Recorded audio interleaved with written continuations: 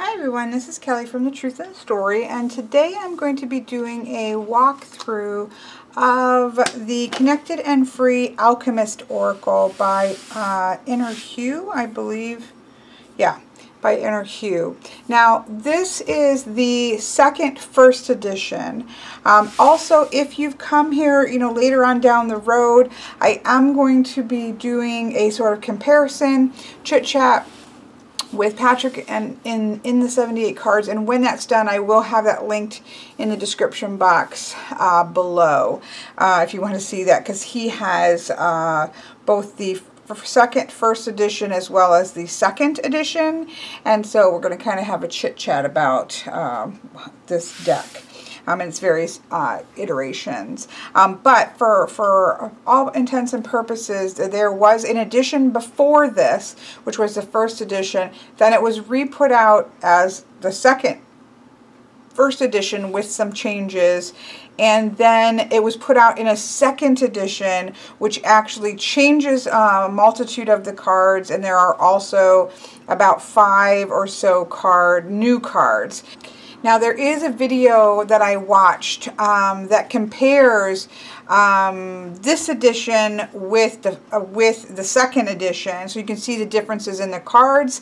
I'll put a link to that in the description box below as well. That was really helpful for me in deciding which one, because I found places in the U.S., this is from Australia, but I found places, or Patrick found places in the United States that had this one for sale regularly, as well as the second edition without having to pay the price for Australian shipping, as well as not taking so long to get there. And so I really went through that twice. I watched that video and compared to see how many, what I preferred. And I ended up, there's one in here that I really prefer in the second edition, and I think there's one in the second edition that I really prefer in this edition. But overall, I preferred this first edition to the second edition. It's very confusing. And so that's why I ended up with this one. Although I have to say, I'm not going to say that at some point I might end up with the second edition and then mixing the cards that I prefer. But for right now, we're going to be looking at this. So it came like this with a little twine around it. Very cute. I quite like how it came together. It has obviously an oracle, or has a guidebook here that is bound. And then it has, the cards are in sort of a folded, it's not a super sturdy tuck box like you would normally find.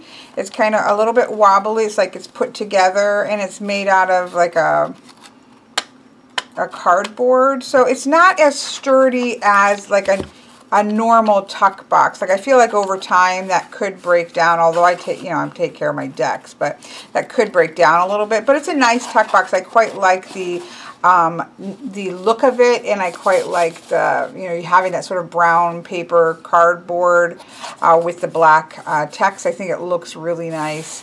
So I do actually quite like it, but it is not as sturdy as what you would normally see with a tuck box.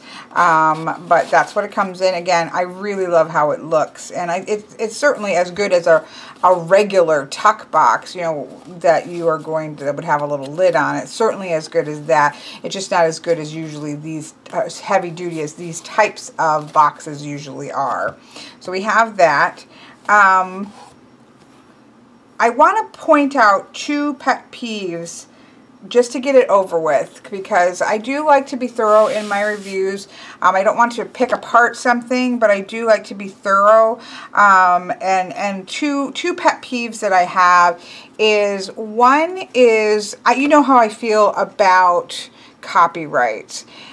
This particular copyright I find extra annoying because it's in a weird place. Like, it's not in the middle of the card. If you have to have that, this is a guess, if you're thinking of making an oracle deck, I would ask that you not put a copyright on it. I understand copyright issues. I understand artists' desire to protect their cards. This isn't going to stop anything. If somebody really wanted to steal these images, it would not be difficult to erase that.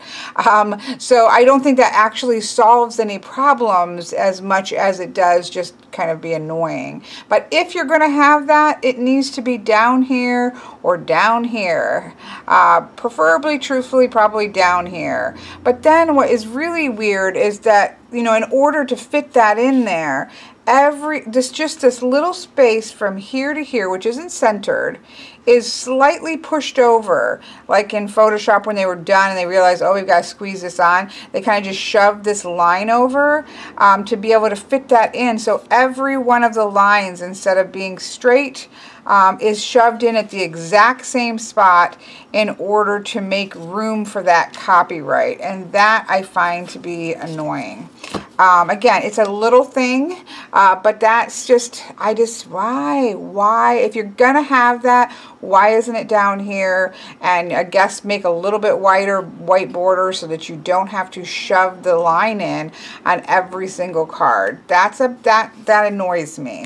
And I know that that sounds really petty, but it does. It just stands out to me. When I look at the image, I don't want my eye going to this copyright. I want my eye to stay on the card itself. And my eye right now, hopefully that dies down after I get used to it.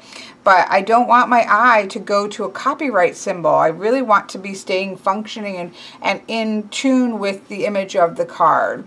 So that's the number one pet peeve. And then the number two pet peeve that frustrates me with this particular deck, and this is not the only deck that does it, and it boggles my mind why. I would really, and I'm saying this in all honesty, I would really like to know what the thinking is behind this, because this is not the only deck that does it. So there is a wonderful guidebook. If I choose this very first card, Initiation, there's no number on the card, which again I'm fine with. However, the guidebook is not alphabetical. Now, if there is a reason, and I can't suss out a reason why the order is there, it doesn't feel like it's any particular order. If there is a reason to have a particular order, then it needs to be numbered. Stick a number on it so that I can go to the guidebook and go to number 12 and find it. If there's not a reason, if there's not a set space, then have it alphabetical so that when I go in to find Initiation, look what I have to do. I literally have to go through every single card in this guidebook to try to find Initiation. That is, there's all the chakras, which I don't know why those weren't just put on the end, because then there's more past that. There's Initiation. In order to find that card, I literally have to skim through almost the entire guidebook to find that card. So either, if you want them in a specific order, number them. If you don't want them, and it doesn't care what the order is, then put them alphabetical. Worst case scenario, if you don't want them alphabetical and you don't want numbers on them, then at least put an index so that there is a listing of the card names, you know, on these 2 pages where I can at least just skim through a list and find the page number. Because what I ended up having to do is write myself an index, and that I should not have to sit down and write an index for a guidebook. That's a pet peeve to me. I think that, and again, this is not the only deck that does this. And a couple Will Worthington decks that I love. I think both of the plant and animal, Druid plant and animal oracles are like that. The Enchanted Fairy deck that I just got is like that. However, he provides an index, so at least I can pretty quickly and easily find it. So he did go with that third option there. So I don't get it. I really wish somebody would tell me what would be the thinking? Why would you ever, as a book creator, want to have the people using, because this isn't guidebooks are not books that you are just going to skim through and read once. Well, I tend to, but this one, not so much. You know, I don't generally use guidebooks, but one of the things I really like about this guidebook is that each card has some examples of crystals that go with that card, and that I will be using a lot, and I love that part of it. I do not want to flip through this whole guidebook to try to find a specific card so that I can see what the crystal is. That's annoying. So there you go. Those are 2 pet peeves I have about this deck. Now we're going to leave it, let it go, and let's enjoy, see the things, all of the many things that I do quite love about this deck. Now this deck is a companion, or the Inner Hue also has a tarot deck called the Lumina Tarot. It's not a tarot deck that I'm interested in. I don't really like the people in it. Yeah, they're a little too hipstery, a little too young for me. I will confess to being, you know, very close to 50, way closer to 50 than 40, and it's a little too hipstery for me, and the people just don't resonate with me at all. Even the art of the people just don't really work. But I do love all the other cards in that deck that are not people, and so, you know, the Oracle then is one that, you know, is very similar in art style, but it's Oracle and there's no people in it. So that's why I opted for to buy the Oracle deck instead of the tarot deck. So I love the backings. It's just a flat black with this sort of mandala-y kind of white insignia in the middle. I think that's absolutely gorgeous. It's beautiful. I love the backing on it. The cardstock on this first edition is really beautiful. It's like that soft matte that I like. There was some print issues or some weird, and I guess I'm not the only person. It's one of the things that was fixed in the second edition, but there's like different color cards when you look to the side, and it's not because some are like fully painted and some are not. It doesn't correlate to that, but there is discoloration on the side. And the edges are kind of, some of them are miscut or raggedly cut, and some different coloring, but that, you know, that doesn't bother me too much. I mean, I definitely noticed it outside of the box, but, and like that side's perfectly fine, so I'm not sure. You can kind of see the striations. I don't know if that's going to pick up, but Isabel, no. She's got to dig a hole to China on the couch. So that's just, and the corners, I've heard, I guess that there are some that have some real problems with the corners. It's not bad on this. You can see it, and you can see that it's a little bit raggedy cut on some, but it mostly you don't feel it at all. So I think after usage that will kind of even itself out. But other than that, the cardstock is really lovely. So I do quite like the cardstock on this deck, and I love the back. It's gorgeous. Yes, you get fingerprints on black. I don't care. And this isn't shiny. This is a lovely matte, so you'll get less fingerprints than a real gloss. Like the Dreams of Gaia is a really glossy black back that you get fingerprints all over, and I still don't care. I love the Dreams of Gaia black backing. So love the cardstock. And again, in the newer second edition, apparently these kinds of issues are not there, and so I don't even think you can buy the first or the first edition unless you just happen to find a shop that has them. So there's that. Love that. The guidebook itself, minus that big issue for me, is really lovely. It's got a nice matte cover. It's got the Inner Hue on the backing. It's really beautiful. It does not have any color images, but it's got handwriting fonts in there, some regular fonts. The actual cards have a black and white image on one side and sort of a handwritten font on the other side. It's really beautiful. Really lovely.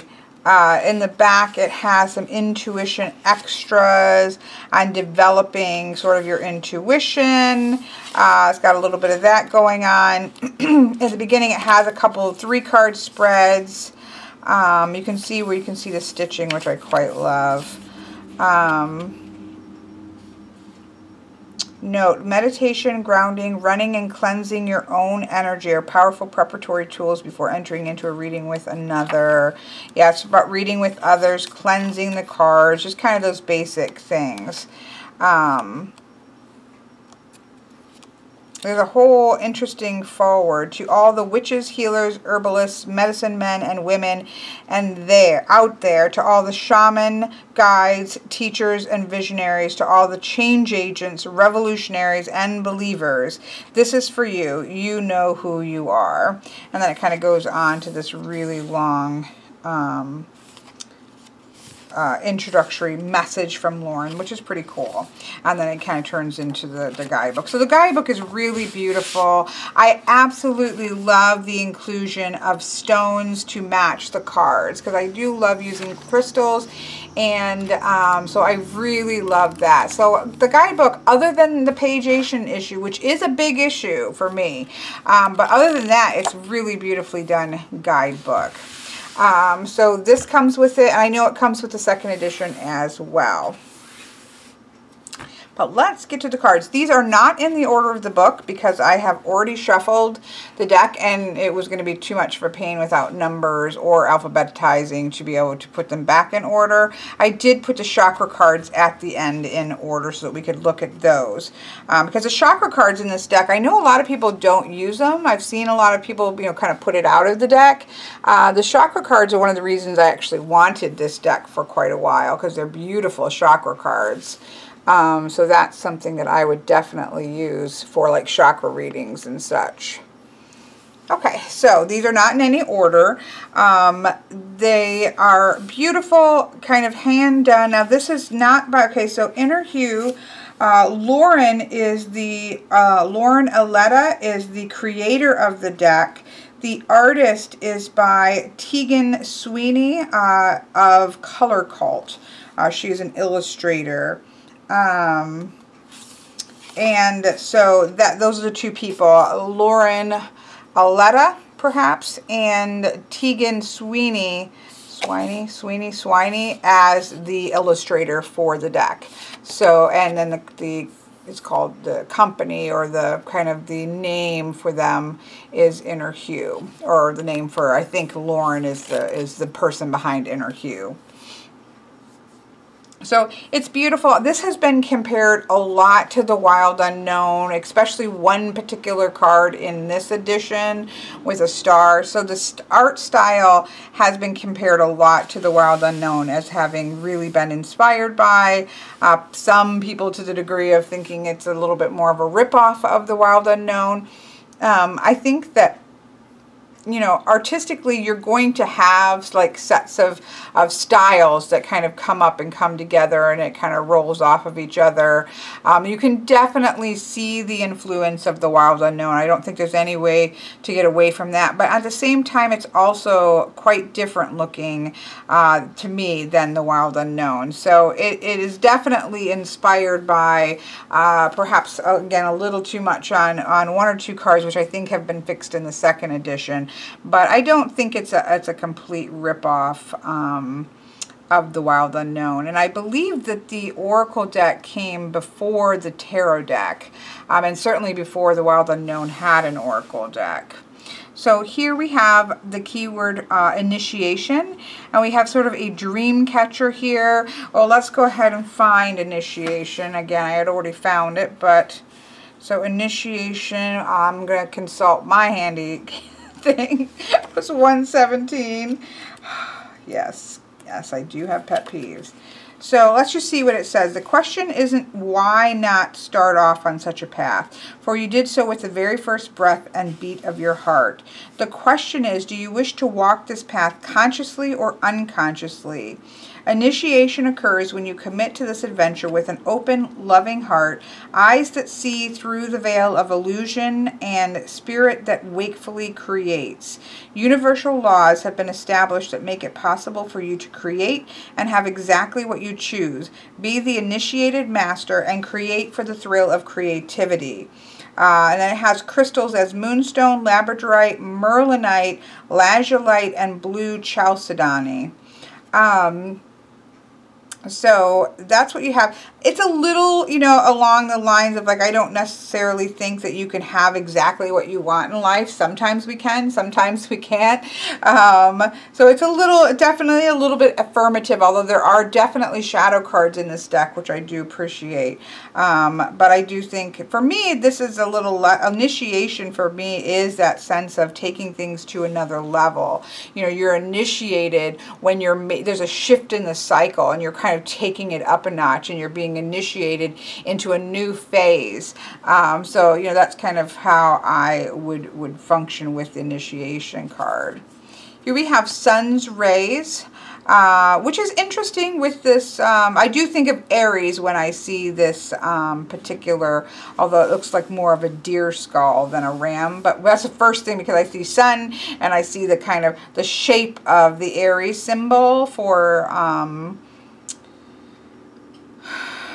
in astrology, but I think it's beautiful. I do love the color. It's very, very vibrant. I will say I've seen walkthroughs, many walkthroughs of this deck, but in hand, it's even more beautiful and colorfully vibrant than it is even in many of the walkthroughs that I've seen. The color is quite beautiful in this deck.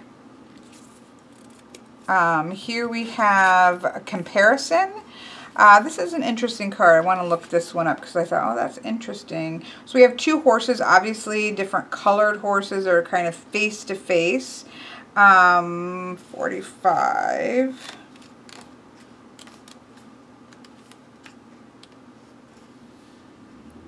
Comparison is stealing your energy, zapping your creativity, and immobilizing you. Rather than compare, shift your perspective to realizing those you compare yourself to merely offer a vision of where you are headed and what you would like to create.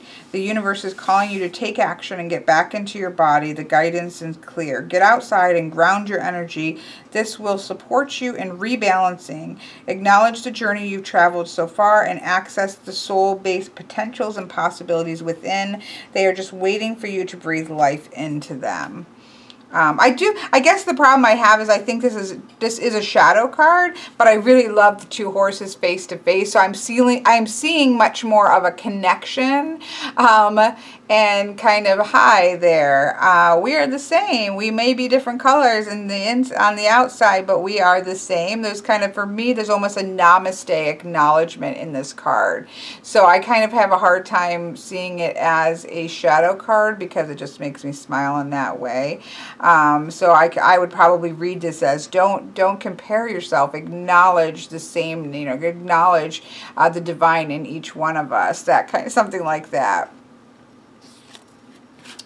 So here we have receiving frequency. So we have obviously the Buddha, who is seated on a lotus and in meditative pose. And when we are in that space of being quiet and being open to receiving energy and messages from ourselves, from others, depending on how we view receiving messages, I think that's really beautiful to see that, or to have that message there. I quite like that one. Love this healer card. You do see some kind of repeat of this kind of light that's coming in at the top. We'll see if we see more of that. This is much bolder in terms of color. We have the two hands that are obviously receiving this healing light and then going to be able to, I assume because it says healer, be able to use that energy to actually heal. So that's beautiful. This is the one that you hear a lot about being identical to the star card in the Wild Unknown. And, you know, you can definitely see it. So you can see that there is a rainbow colored star here. You have sort of the night sky, where this is kind of arrows coming down and that abundance coming down. But you can certainly see the star. And just in general, you can certainly see why people do compare this deck and kind of think, maybe a little bit too close of a likeness, so to speak. But when you get to the actual, like most of the actual drawing, it's quite different, in my opinion, than where you get a lot more sort of watercolor images like this that are more, less just straight sketches, and more sort of realistic kind of renditions in watercolor. So it is different, but I can certainly see why people see it.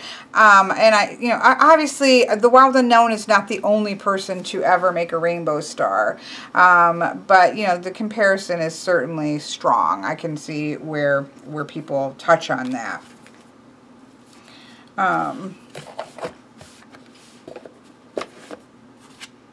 It's hard though. I will say it's hard, I think, as an artist. Like sometimes you look at so much that when you're in the mode of creating, you may not really be paying attention to like, oh yeah, that comes to my mind because I've seen that before in another deck or something like that, or I've seen that image, but it comes up, this idea of, oh, you know what, I'm thinking of abundance, I'm thinking of a star, oh, I'm going to do a rainbow star. You know, I don't know. I would hate to make that accusation that it was a direct literal ripoff from the Wild Unknown, whereas it could be one of those things that the Wild Unknown is pretty iconic, and pretty quickly those images like get really stuck in your head, and whether or not that, you know, there just was enough paying attention or enough awareness that was maybe a little too close. I don't know. I have to give that benefit of the doubt, I guess. Here we have family. I really do, there's quite a few cards that are like full color cards, and I do think those are particularly stunning. I really wouldn't have minded a whole deck like that. There are more of them. Even with this one's, you know, that's still got a lot of color to it, and more that watercolor feel like these. I really wouldn't have minded, you know, then you have some that are more like sketched decks, a little bit more sketchy versus these. And this is still got some sketching in it, but it's a little bit more like I would definitely have loved like a full deck like this, but they all, I think, blend really well together, even though they're a little different styles. So here we have a family in the stars, the way that we're all connected. We all come from the same essence of the universe, so family. This is one of the cards that really made me want this particular edition versus the second edition.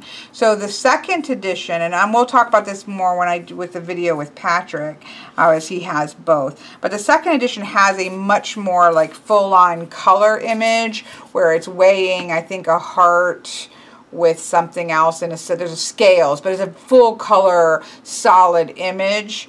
That's very, this idea of kind of, it's very interesting, a conflict card. I can't remember what it was. It's a heart versus something else. I love the subtlety of this. This is a, you know, piece of broken glass. Somebody has thrown something at a piece of glass, and then that point of impact and things have just shattered outward. And I think that really powerfully depicts the effects of conflict. And so this was one of the main reasons why I actually preferred this deck over the other one, because this one was such a strong image of conflict. Next we have pleasure and pain. I love keys, and I never quite, there are some times in which in this deck that I'm kind of not entirely sure as to why they chose particular keywords. So let's look this one up. I'm going to try to find it here. 53. By pulling this card, the universe is ever so gently urging you to take a look at what it is you've been avoiding or running from. The guidance here is to set aside some soul-searching and inner conversing time, to sit within the uncomfortable and hear what it has to say. Now is the time to no longer run away from pain, but to take consciously aware steps towards pleasure. For the so-called suffering you've been doing your best to avoid actually holds a box full of treasure. I was going to say, I'm coming to the very end of this and still really not knowing what the key had to do with anything. But so the suffering you've been doing your best to avoid holds a box full of treasure. Explore within. So that is the idea of kind of a very Buddhist idea of going towards the pain or sitting with the pain, that we shouldn't try avoiding it, that within that moment of leaning into suffering, leaning into pain, we get through it quicker and to the other side, and then we learn sort of the lesson to be learned through the experience. So I get that better. Like I said, though, I got through the entire, still wasn't sure why there were keys there. There's a couple cards like that where I'm not entirely sure, just looking at it, why a particular title of a card has been. But it's a beautiful image. I do like that idea of leaning into pain. Here we have opportunity.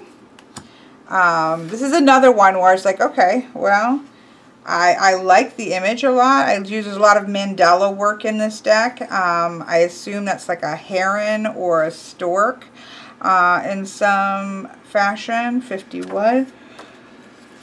Oh, excuse me. Just made some people yawn.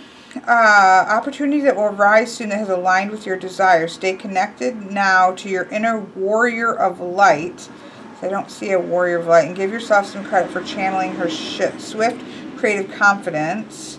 Your potent energy is rippling violently outward. To support this flourishing, savor the juiciness of these moments. I mean, I guess this bird is waiting for that right opportunity and it's going to take into flight. That's the only thing I can come up with. I don't really, even reading the guidebook, I don't really see why this particular image was put with that particular keyword. I love the whale here. I'm not, again, sure so much about the mentoring with the whale, but I do love the whale, and I love this like spirals out from around it, because it almost feels like, you know, whales have these beautiful songs that they are kind of putting out there and communicating with the other whales around them. And so I think that to me is what kind of speaks the most to the mentoring, because there is that sense of a beautiful song of the whales that is imparting its knowledge in. Tune in and listen to the internal guidance and directions, which is what I guess with the whale songs in the water. That's all I can think about as to why they would use this. But I think it's absolutely gorgeous. I think this is a really neat card. So here we have the fear card. And so instead of obviously the shoes with the person coming up, you're just seeing the shadow aspect. That fear is really kind of plunged deep into the shadow. Usually it's a hope. It's usually fear is connected with love or hope or others, a shadow aspect of a lot of different things. Sometimes it's just a warning, so you know, so that you can get yourself to safety, right? But I think this is a real powerful card. I love this door. It's one of my favorite images. I think it's beautiful. I love the red of the door. There's a lot of cards that have, like, you know, pain and pleasure and things. I would like to have said endings and beginnings. That's what I see, though. You've come to the end, but it's really not the end, because you're going to, there's a door. Whoa, that was loud. Not even right outside. I don't know what that was. Sorry. But yeah, you come to an ending, but there's never truly an ending, because you're just going to walk through another door and try and start on this new beginning. So I do love that. This card I love just because it's dandelion. So imagery wise, I absolutely love the card. I wasn't entirely sure what the responsibility aspect here was about. But Nobody's Here talks about, you know, when in a comment I saw on a different video, I don't think it's in her own video. It might be. I'll put a link to any video that she has about this deck, because I know she really likes this deck. But she talks about how when we're putting intentions out there, that we need to do so with responsibility, because, you know, our choices and decisions do have ramifications on other people. And so that idea of setting out your intentions responsibly, making a wish responsibly. You know, there's many, many folk stories and folk tales that surround that idea of people making just terrible choices with wishes, right? Just really bad choices with wishes. You have to be so careful when you make, you know, you run into somebody who gives you 3 wishes, a leprechaun or a jinn or a genie or something, because they are very often going to try to trick you into making a big mess with your wishes. So I think that's, so I do quite love that. This is probably my least favorite card in the deck, to be honest. I just don't like it visually at all. The lion's face kind of just looks smushed because it doesn't go with the mandala. Apparently, whatever the one in the very first edition was, actually was more problematic looking. And this is an improvement, but I don't like this one. In the second edition, there's a beautiful kind of Hansa looking elephant, which I love. That's why there's a couple cards that make me just say, oh, I may get the second edition and then combine the cards that I like into it. But I'm going to wait and see if they actually combine well. But I just, visually, I just don't particularly like this. I do like the lion for strength. It's obviously iconic for strength in the tarot and oracle world, so it makes sense. I don't like this drawn mandala behind this like cropped out lion face. So it's the one that I just like the least visually. That's going to happen, but there we have it. I do like having a strength card. I love Hansas. I have a shirt with a Hansa on it. Speaking of Hansas, I do really love this. And so here we have it for instincts. So let's see if it talks about instincts. Let me find it. See, even with my little handy dandy written thing, I have to look. 61.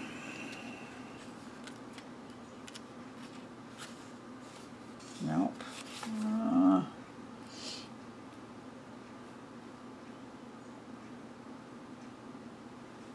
Must be 59.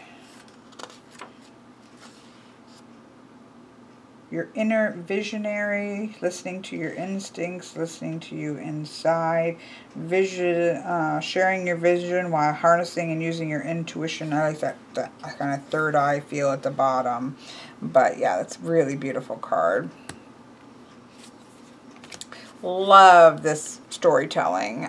Patrick actually did, when I was trying to decide whether to buy this deck or not, Patrick did a cup 2, and I think this one was while I was waiting for it, but this one came up in a really powerful, really both, he pulled 3 cards for me twice, and both times they were just spot on, and that really convinced me that while there were some issues that I had with the deck, this really convinced, the readings that really convinced me that this was a deck for me.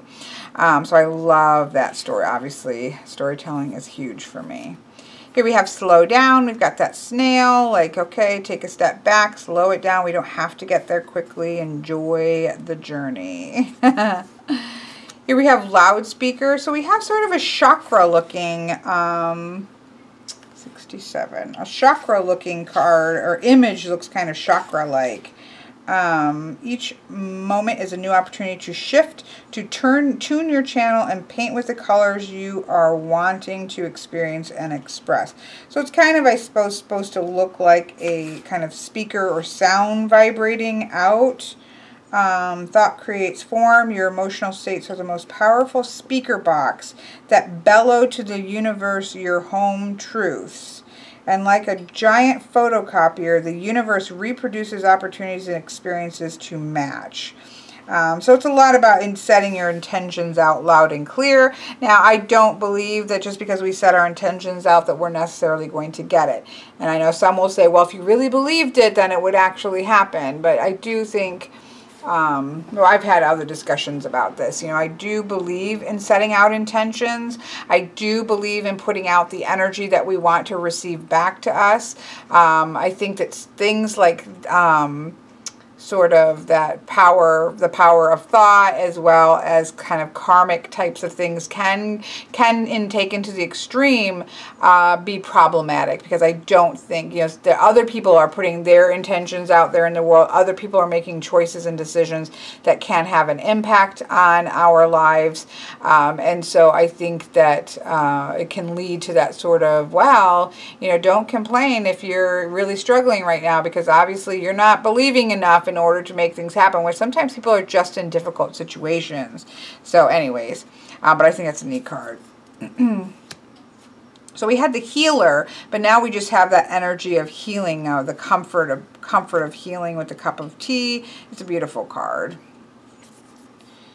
Here we have elixir, which is interesting, right? Compared to, let's see, what's the difference between healing and elixir. So healing, I think, is 57. The grief and loss of something you cherished or hoped for has subsided, and healing energy surrounds you.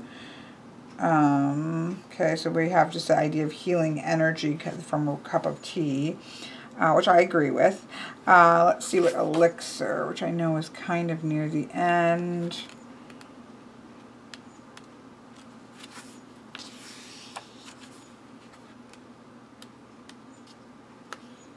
You are not a vessel to fill, but a wise, knowledgeable, gifted spark to create form.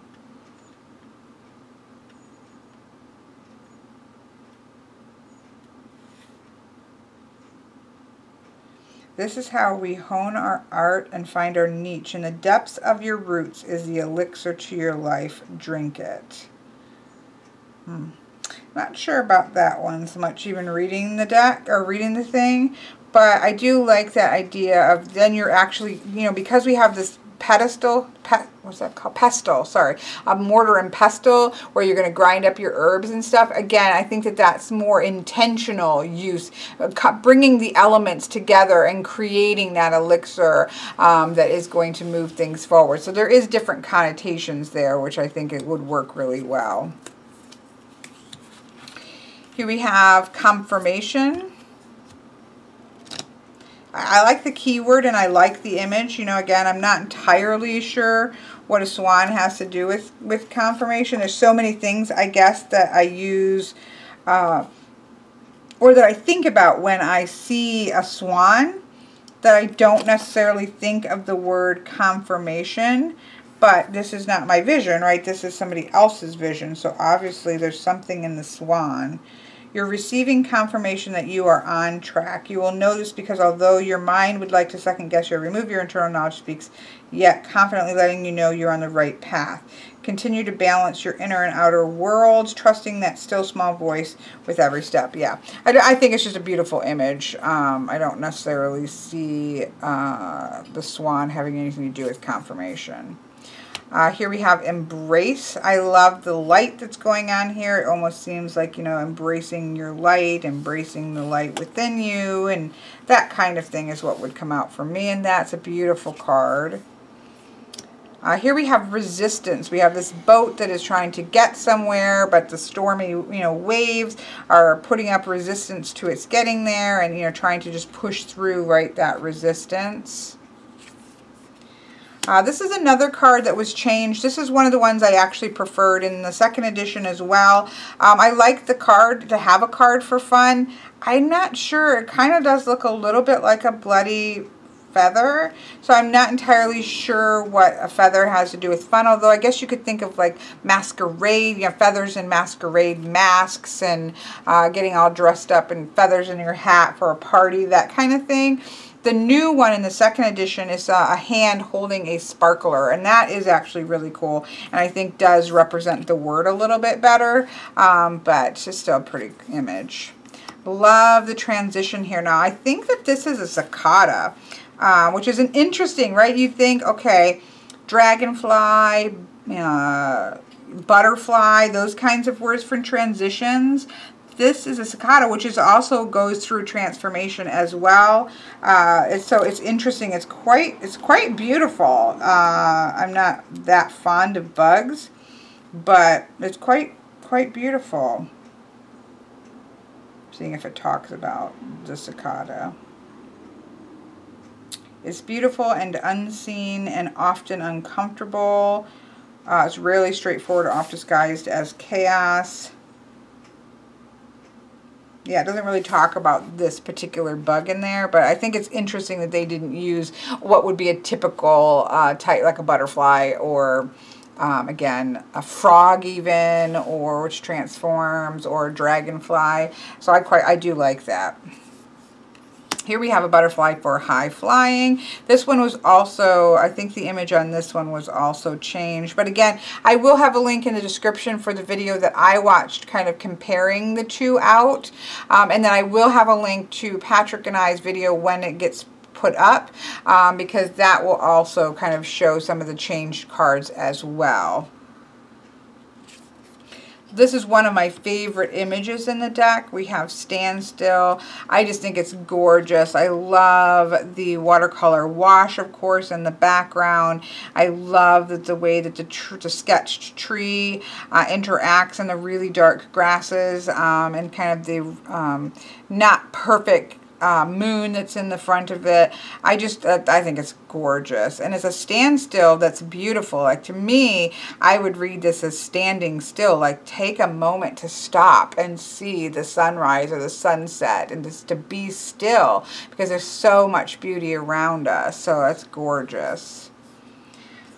Here we have a final step, which is interesting because we have an ending card with the door, and then we have a final step. Let's see how maybe this might be a little bit different. If I can find it. I'm not seeing this one. Maybe I forgot to write it down. Oh, here it is, 63.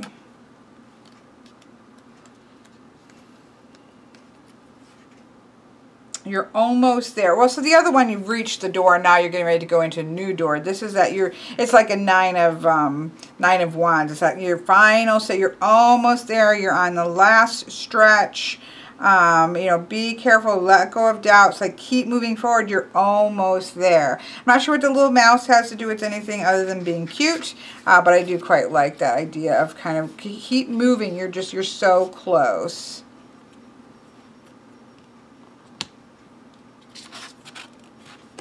Here we have birth, which is beautiful. I love the seeds sprouting, the little roots just starting to go out. The plant hasn't even completely unfolded. That's just gorgeous. Here we have communication. Now this is one that also changed, and I do love the second edition has two wolves communicating, but I love this because ravens are about kind of communication across realms. Now, of course, I thought it was interesting that both cards, you know, the raven and the wolf are my, that's another reason why I kind of want to get the second deck to put with it, because I think I would leave them both in, because this is more communication from the other world, whereas the wolf is kind of communicating with those around us. So I think I could actually use both of those. So yeah, you can see I'm really probably going to talk myself into combining some of the cards in this deck. Because this is about communicating your truth and vision. Like I said, I can definitely see that in the second edition more, but this is more for me about getting communication from from the inner realm, or from the other world, or from the Fey world, like, you know, through different dimensional type thing. It's that magical communication. So I really think you could use both of them. Love the beginnings, just starting out on a journey. We have the last step, or the ending, and we also have the beginning. So we have that sort of sequence of the journey, and this is a beautiful card. So you can see, though, where there's these cards that are quite full on color decks, you know, cards like that, and then you have cards that are much more just straight black and white, or you have kind of the blending of more sketchy feel, or like that, where there's a little bit of sketch and then a little bit of color. So there's actually quite a bit of variation, but it does all seem to be cohesive. I wouldn't mind like a whole deck of this just gorgeous color, but I do think it all still works together quite beautifully, even though that is quite different in a way, quite a big way.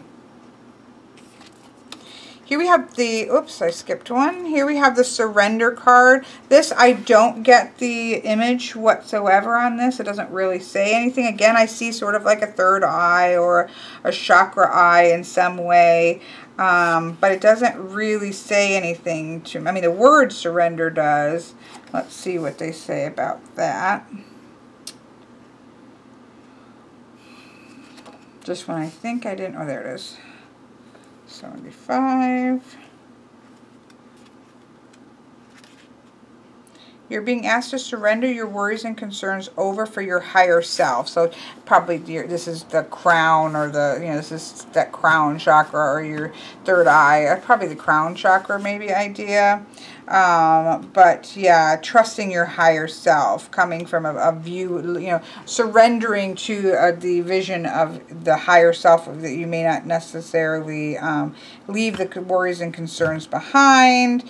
When we recognize we played our part, letting go of the need to control, handing the rest of the weight over to the higher self, we can begin to function as a whole being. So it's about trusting that higher knowledge that you'd think of with like the third eye. So that I could work with.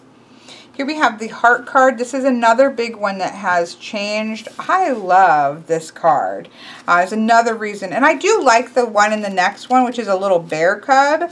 But I really love this. This beautiful card signifies you called into your life an opportunity to be and experience love. It's about love, and I love this fox. So the bear, I don't know why a bear, people seem to have issues with the fox here as this. I don't know why. I think it's absolutely stunning. Having heart and passion, you know, I think of foxes probably because of I use a shadowscape for so long, and the foxes are in the wand cards. I think that works really lovely as the love card. If I had both decks, I would probably put the bear card, because that to me would be more mother bear, maybe more nurturing love. This would be more passionate love. See, there'd be a way to combine them. Think with your heart. So again, that's interesting because we have heart, and then we have think with your heart. So I know heart is the first one. Be and experience love. So then what's think with your heart? It's time to get out of your head and into your heart. The monkey mind's insistent chatter is creating confusion. So kind of focus in, hone on the flame, calm things down. You're coming from a place of chatter. You need to focus in on the flame and start to think from a different perspective. So that is different energy between those two cards. Be you. I mean, that's kind of self-explanatory. Be the fish that you're going to be. Just explore. Just discover you. Just move with the flow. Embrace who you are. I quite like that one. Feeling and form. When I've seen this one before, I was kind of like, well, that's a strange combination of words. 33. Patrick got this on one that I think he did for himself when we were doing some together. The challenge you face can be bolstered through the practice of anchoring into your vision and evoking the line feelings to support you. It's talking about raising your vibes and stuff like that. I guess it's the form that I don't quite get. Okay, I get the feeling. Immerse yourself into the energies of your desires to keep you on track and make manifest, so to move the feelings into form, I guess. I see a lot of perspective because we're underneath the mushrooms and we're getting new perspectives. So those keys, I guess, is about putting your intention out there or having it manifest into form, I suppose. Here we have intuition and psychic prowess. I like this one because it's down. He is she kind of looks like a she. This octopus is a completely in alignment with its surroundings. It is in the fullness of its strength. In the water, right? So that's what, for me, the intuition and psychicness comes from like the high priestess water. And so being completely at home and empower in your environment. So I think that works really well. You are exactly where you need to be. Beautiful image here. Higher knowledge. I love that one with the owl. Expectation. This one is interesting because I kind of can go two ways with this, I guess, depending on the question. The actual book is talking more along the lines of letting our expectations restrict us. You think of a snake wrapping around something and squeezing it. So there's the idea that when you place too much expectations on yourself or whatever, you're like restricting and smothering and squeezing the life out of something. But I see snakes as be a lot more to do with transformation. And so having that expectation that you are moving towards shedding the old self and transforming into this new beginning. So I could like read that in two directions. Here we have decisions. This is a card that was changed as well. I wonder if the decisions is the one with the scale. I can't remember. Again, there's links to the showing comparisons. This one was a changed card, and I think I liked the other one as well, because I love this image, although I don't entirely see decisions when I see this, other than the idea of needing to gain perspective, so that I see a perspective shift here. So I would read this as gaining perspective so that I can make good decisions. So sometimes the images and the words, I kind of have to work myself there. And then that takes us to the chakras. And so it starts with chakra love, which is just kind of having your chakras in a balance, doing the work to figure out what might be blocked and what might not, need blocking and that kind of thing. So I like that there's this kind of just general chakra. And then you have, of course, all of the chakras, and it does have, chakras tend to have the kind of the statements. So it has the name of the chakra, the statement, an explanation of the base chakra, and then different crystals that would go with this chakra. So I quite like that. So we have the base chakra linked to your ability to ground and connect. We have the sacral chakra linked to our desire to express our unique self. We have the solar plexus, is like a radiant sun, a source of natural energy and power. We have the beautiful greens of the heart chakra, where our lower and upper chakras come together as a way to continually inform and guide us. Our internal compass, all about where we extend and receive love and compassion. Here we have the beautiful throat chakra. This is your PA tool, which not only audibly sends a powerful message to the world, but also imbues the toning, frequency, and the feeling emotion into what you are communicating. The beautiful third eye chakra, where is our insight and our awareness. And then the gorgeous, I love the pale purples here, kind of gray purples, of the crown chakra, which is our connection to the divine as well as our own divine, like within the higher self. So those are the chakra cards. So there you have it. It really is a beautiful deck. Again, I would take a look. Patrick found this. I did not. Patrick found a place in the U.S. where you could still order this. I'm sure there are other shops.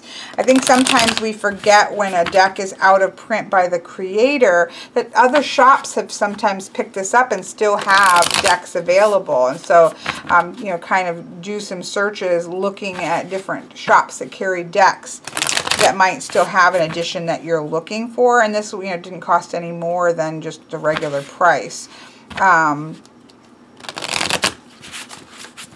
So, you know, take a look at the comparison videos so you can see. And again, there's nothing, the second edition, it does have some extra cards. It has a feminine and masculine, and then 3 other completely extra cards. And then there are a good number of cards that have been changed. The images have been changed. But most of the images, I kind of did a chart where I went through, I watched the video that I linked below that had a comparison. And then when Patrick found that we could actually get this first edition, I did go back and watch it again. And I put check marks if I really strongly preferred this edition, or if I strongly preferred this one, or if I liked them both. And most of the cards, I really liked them both. I was fine with either one. The strength card versus the elephant, I really liked the elephant here, but I really loved the conflict here, and that was to me more important. The rest of them was like, okay, I like them, but I like them. I could take either one of the cards. So that kind of helped me make a decision that I really did love some of these cards, and I really loved the conflict card in this one, and that kind of is what leaned me towards this one versus the other one. Now, with Oracle decks, I primarily use 3-card readings, so I'm just going to pull 3 cards.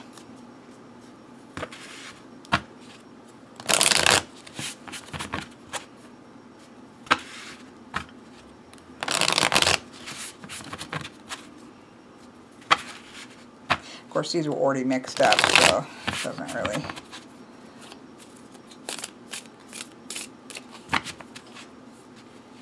And when I do oracles, I tend to pull. So here we have heart. Then I pull out the split, expectation, and birth. So I love that. So if we look, so this is neat because we do see that full-on color as well as some of the more sketched ones. So here we have that idea of heart and love and being open to heart, to love and connection with another people here. But don't let our expectations for, I'm going to read it as it's more intended to at the moment, but don't let our expectations both for ourselves and others smother that ability to connect with people and to feel and extend that love. Because if we are open, if we take those expectations away, then we are open to love, being able to create something new. That being able to connect to people and extend love and compassion can create the birth of something new if it's not smothered by our expectations. And generally, when we have placed really high expectations on others, it's because we generally are putting those high expectations on ourselves.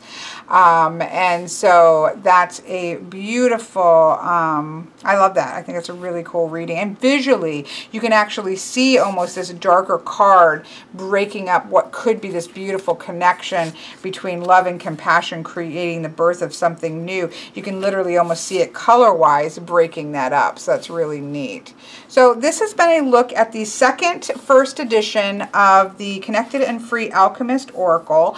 I really have always been wanting this, but then when I had seen some of it, I was kind of on the fence about it. But I have to say, again, with the readings, Patrick had pulled several 3 cards for me so that I could kind of see, like, what would I get out of it, how would I read it, and I quite found the experience of the readings to be really powerful. And in the end, that's what's, that's what really calls, and that's what's really important.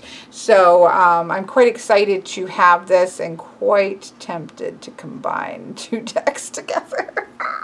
But anyways, I hope that you've enjoyed this, and I wish you guys all a wonderful day.